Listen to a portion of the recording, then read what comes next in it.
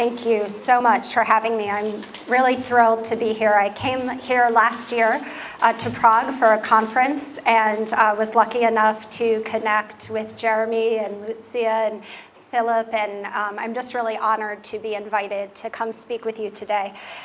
So I want to talk to you about how you can combine investigative reporting and solutions journalism to tell the whole story, to give people the information they need.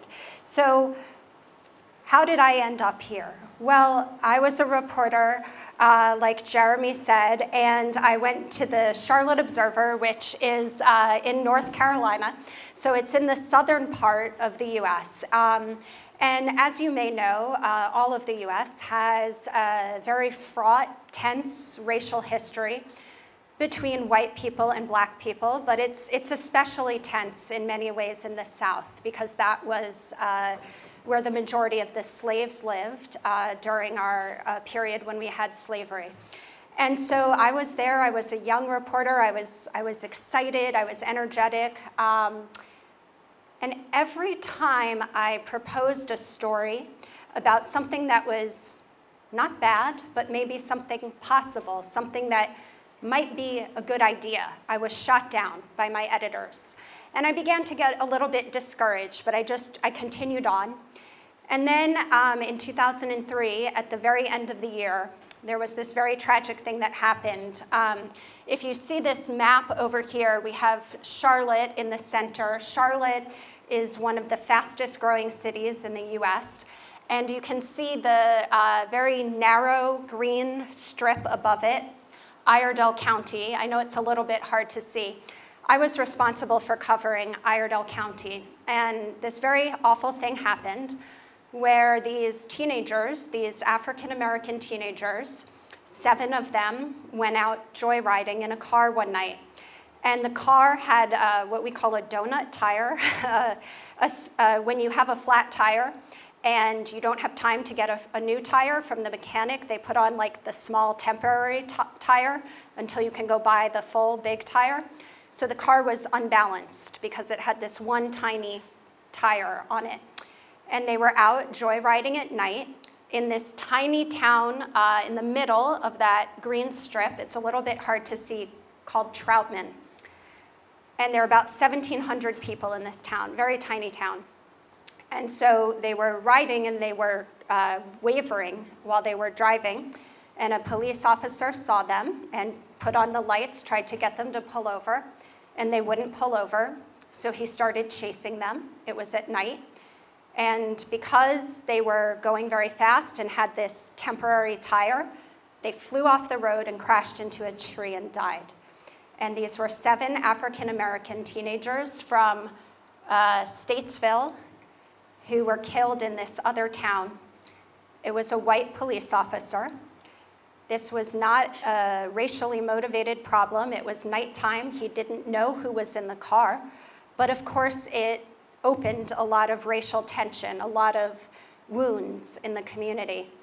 And this was a big story, right? It was on national news. 7 teenagers die at once, right, in a police chase.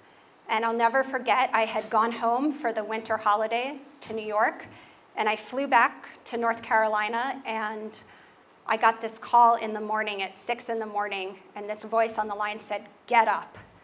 And I thought,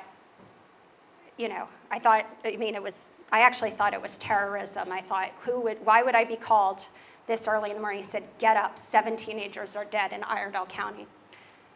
And so for the next 4 months, we wrote every story we could. We looked at the police. Why did the police chase them? Why didn't he just let them go and radio for help? Why were these kids out at night?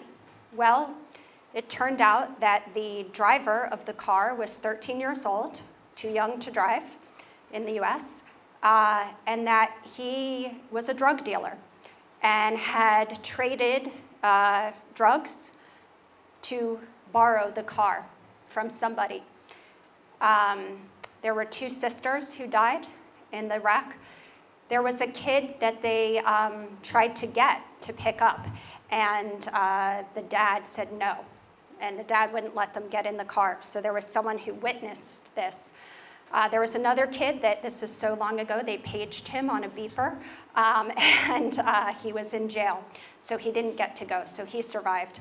And we wrote all these stories, right? How come these kids were trading drugs to use the car? How come they were out at night? How come the police officer did this? You know, in Charlotte, in the big city, they wouldn't do that. They had different rules. They would radio for help. They wouldn't keep chasing a car. But the officer in this town actually technically did nothing wrong. He followed the rules of his 7-person police department. And so it was very hard because no matter what we wrote, everybody was angry at us. People said, why are you questioning the police? The police are just doing their job. Why are you giving space in the newspaper to these bad teenagers? Why are you doing this? Why are you doing that? And I remember one time I was questioning the police in the town, and the manager of the town, this small town, was screaming at me on the phone. And I was actually shaking, and I had tears in my eyes. Not that he could see it. But he was screaming at me, how dare you question what we do in this town, and on and on. And I was shaking, and then he said, you know, tonight is the end of Friends. Do you guys know the TV show Friends? Yeah, it was the last night of the TV show Friends. He said, I need to get off the phone and watch the last episode of Friends, okay? And I just remember thinking, like, I'm shaking and I have tears in my eyes, and I thought, what? You know, this, what? What is going on where this is what journalism is, right? Where the town manager thinks it's okay to intimidate me and scream at me, but then say, I gotta go watch TV, see you later. So, and also, again, everything we wrote, everybody was angry, but we were doing our job as journalists, right? We were holding the police accountable. We were making sure that children, you know, had people who were watching out for them. So then we did this big series because, of course, if you're a journalist, right, it's not enough to just write the stories, then you have to do the big series. So we did the big series, and my part in the series was I wrote about this guy. So this guy was a barber, a hairstylist in Statesville, the town where most of these kids were from. And he lived in the black area of town, and he was kind of like the black mayor of the town, unofficial mayor, because all the white politicians basically ignored the black part of town. And he wrote and directed and produced a play about what happened. And the play was about how everybody in the community, the police, the teachers, the parents, the kids, were at fault. But at the same time, they were all innocent. It was nobody's fault, you know, instead of casting blame at any one group, it was society's fault that this happened. And I wrote this play, and this series won some awards, but the point of it is, the reader's response changed. Suddenly, people were writing letters to the editor, thank you for showing us the good in our community. Thank you for showing us that not everything is wrong and bad here. Xavier Zarmani, the barber, wrote me, he said, thank you for telling my story truthfully.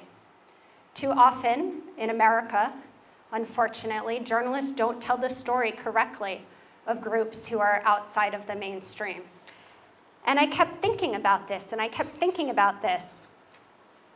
What could we do differently?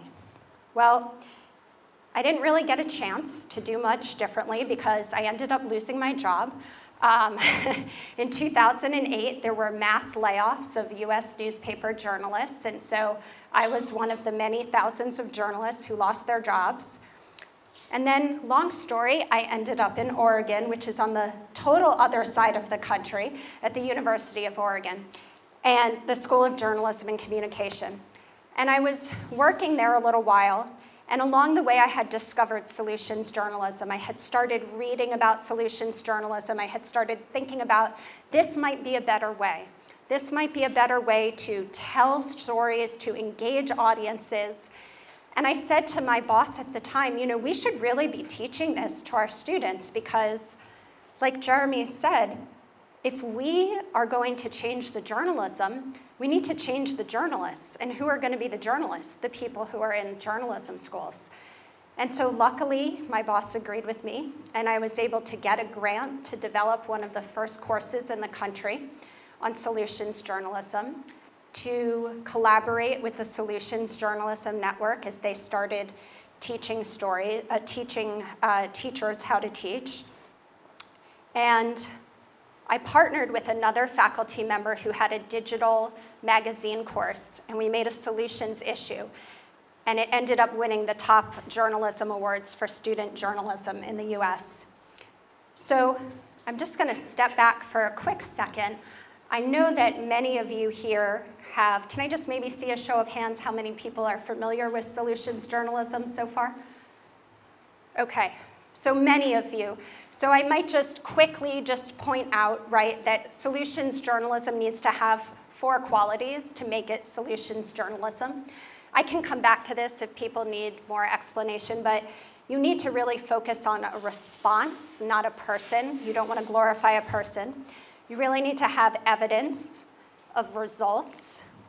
You want to look at what's the success factor, what's the commonality, what's the thing that makes this rise above just a nice feature about nice people doing nice deeds.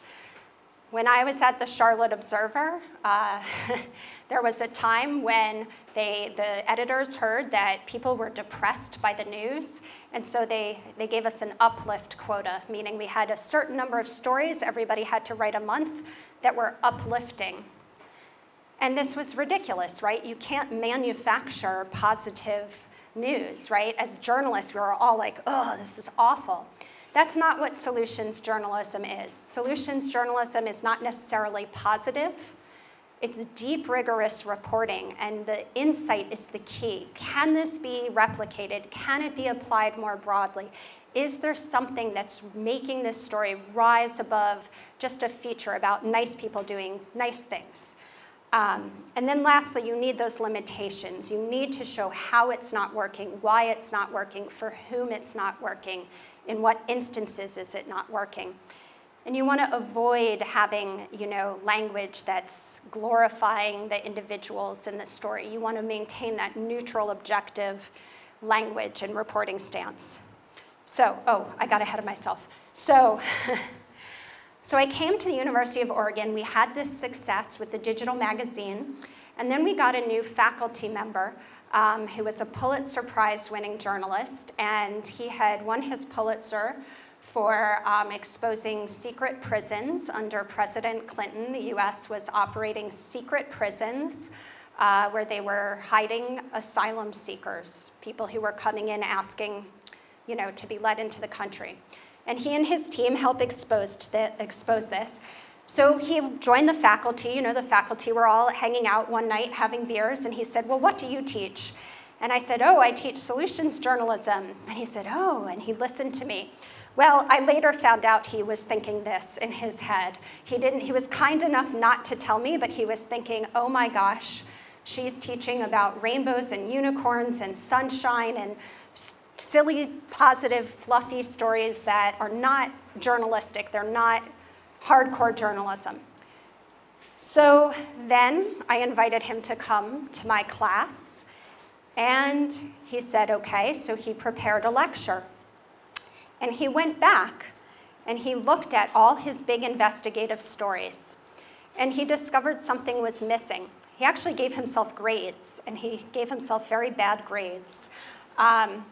And he talked a lot about one of the first big stories that he did, which was about at our Oregon state government, they were accepting gifts from lobbyists. So this was legal, but people would come and say, well, I represent the soda industry. How would you like a trip to Hawaii? And then you can vote on my bill. How would you like a golf trip? And then you can support whatever. And he wrote about it and he exposed it, and he felt very proud of himself. He thought, I'm the big hardcore journalist. And he got a call from a reader who said, I'm really angry. And he said, you should be.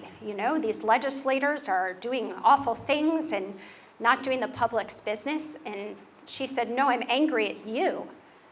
And he said, why? And she said, because you told me about all these awful things and I have no idea what I can do about it now.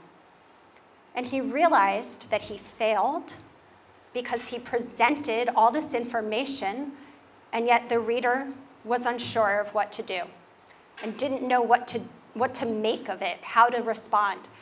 But he just said, oh, whatever, she's the reader, haha, And he said it took him years to really think, wait a minute, what are we doing? And so he and I and another colleague came together to see how could we marry watchdog journalism, investigative journalism with solutions journalism. Because research is showing that people are really depressed by the news. And they're so depressed that they're turned off, that they're not even reading, that they're paralyzed. They don't know what to do. And that's not why most journalists got into journalism, right? That's not why most investigative journalists get in. They're getting into journalism to make a difference. But how can you make a difference if people are paralyzed by what you're presenting? So we started out, we said, oh, we'll do a project. And actually, Nikita, I didn't tell you earlier, but we saw that in Wisconsin, a state in the US, a bunch of newspapers had done a big project on suicide and solutions against suicide. And we said, oh, maybe we should do that. That would be a good idea. Somehow we didn't do that. We started this whole other project, and we started teaching students, how do you combine these two methods to create a greater impact? So I want to just give you a few examples of what we've done to sort of make it crystal clear. So students who were in my colleague's class, they started uncovering data that the police in the town we live in were over-ticketing homeless people. They were ticketing homeless people at a much higher rate than their population presented. So they started working on this story. It took a very long time, as a lot of watchdog stories do. So they didn't publish this story. While these students were reporting this story, they heard that in Eugene, there was this alternative court established. So the students came to my class and they wrote a story that was the cover story of one of our main newspapers in town about this alternative court. So homeless people were being ticketed just basically for being homeless, right? They might go to the bathroom on the street because they didn't have a home, or they might hang out in front of a store because they didn't have anywhere to go. And then they would have to go to court and pay court fees and go to jail, and they wouldn't have the money, and they would get in this cycle where they could never get out of being a criminal, when really they weren't criminals, right? They're just homeless people. So Eugene started this alternative court, and the idea was that the city would give these people help. Instead of sending them to jail, they would pair them up, help them maybe get treatment if they had a drug problem, help them find a home. So my students wrote this story, and they looked at what were other cities around the country doing, because a lot of cities were trying this and had done a really good job, and it was really starting to see some results. And Eugene, the town I live in, had just started it. So they wrote about it. They found someone who had gone through it successfully. They said, Eugene is trying this. It's based on evidence from other areas. And here's what we know so far. Well, 2 years later, our students spent a lot of time getting data, analyzing data that the city didn't want them to have. And it turned out the court was not working at all. It turned out that people who went through this special program actually didn't have any better results. They didn't get help with their homelessness. They weren't really getting help with their drug addiction. And they were just being sent through jail. Apparently, they would, see the people and they'd say, here's a pile of 50 sheets of paper. Figure out how to get a house. It wasn't working. This story just came out about 2 months ago, and the city is so angry, they say they never want to talk to students from our journalism school again. We'll see how long that lasts. But this is an example of how you can combine solutions and investigative reporting. You start with a solution that is starting. You're honest about what you know so far. You look to other examples, and then you follow up and you check in. Is it working? And if it isn't, you tell people. Another thing that our students did was they combined solutions and investigations in one story. So I had some students, and they were interested in, there's this program in schools that was actually pioneered at the University of Oregon, where basically they try and teach the people at the school how to have positive discipline. So rather than expelling students, kicking out students, they try and have more positive atmosphere and encourage kids to stay in school. So my students started working on this story. Then they went into the investigative class, and they got data that showed that in Oregon, students who, we call them special education students, so they're students who might have a physical disability, they might be blind, deaf, in a wheelchair, or they might have a learning disability, have problems reading, they might have emotional problems. We lump them all together and call them special education. These students were disciplined at way more than the rate of their population. They were being unfairly disciplined and penalized. Took them a long time to get this data and find out what it meant. But then they found that one school district in our area was using this approach of positive discipline and had really lowered the rate of discipline for these special education students. It was still more than their population, but it was just a little bit more. Whereas in the rest of the state, it was often 3 times as more. And these students who are the most vulnerable, they're in wheelchairs, they're blind, they have problems, they're kicked out of school. And that's a problem, right? So they combined it to show you can do something about this because one school district is doing something. And this is a way that you can combine solutions and investigative reporting to hold to hold elected officials accountable. If one school district can employ a method to not expel and kick out its special education students, then why can't other districts? A lot of people feel like solutions journalism is advocacy. How many people in this room maybe feel like solutions journalism is advocacy? Maybe no one wants to admit it. Okay.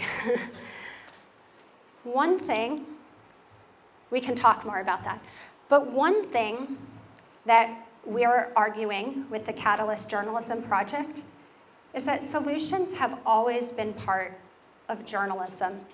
So in the US, Kovacs and Rosenstiel are 2 of our most prominent media thinkers, and they basically say the press needs to act as a watchdog, but you can't do that unless you show the successes too, because otherwise, how will people know what to do? And so rather than being this foreign idea that isn't really part of journalism, solutions is part of journalism. So people need the information about what's working, otherwise they can't make choices about their lives.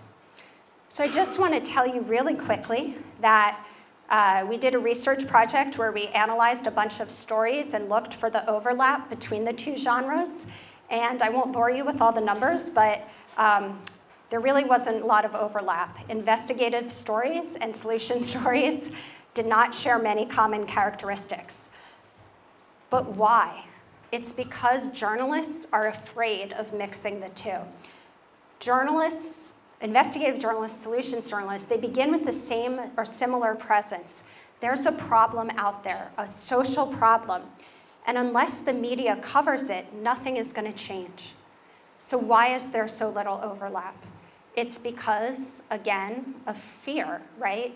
Distrust of the new, the idea that this might be advocacy.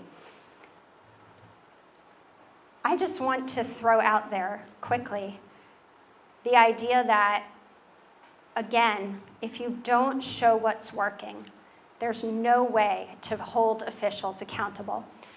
My students just finished a website all about solutions to #MeToo.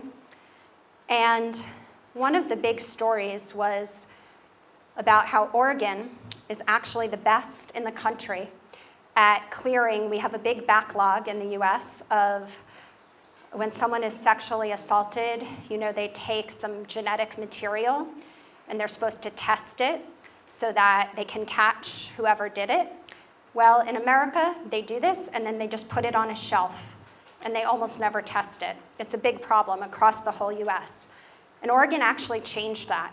Oregon cleared their whole backlog of these kits with this genetic material. Now, if Oregon can do it, why can't other states do it? I think that journalists have a responsibility to showcase these examples, to report deeply on how it works. How did Oregon do it? What did it take? Because there are other states where the people who've experienced these horrible things, they're not getting any justice. Their evidence is just sitting somewhere in a cabinet. There's criminals that go around and sexually assault people, and we might be able to catch them, right? If we just tested this evidence. I think that if journalists show this type of reporting and show what's possible, that people will demand better. They'll say, how come you can't do this in my state? And that's really the premise of how solutions and investigations can work together. They really go hand in hand. Briefly, I just want to mention trust because Jeremy mentioned trust. At the Catalyst Journalism Project, we just did a study that we'll be presenting at a conference in May, where we gave people two versions of a story, the traditional news story and then the solutions version. And we did it in a few different topics like addiction, Native American problems in their communities, some different issues. And we asked the people a series of questions. And the people who read the solution stories said they trusted the media more and they believed that the facts of the story were true. Now, this is obviously a small study, right? We need to keep testing, we need to keep replicating. But there is some evidence that when you present people with something that is oriented towards hope, not that you're positive, not that you're uncritical, but has the orientation of there's something possible, that readers will actually trust you more and they'll believe the facts that are part of the story. Thank you so much for listening to me. I know I threw a lot at you. I just put some information up here if anybody wants to follow up.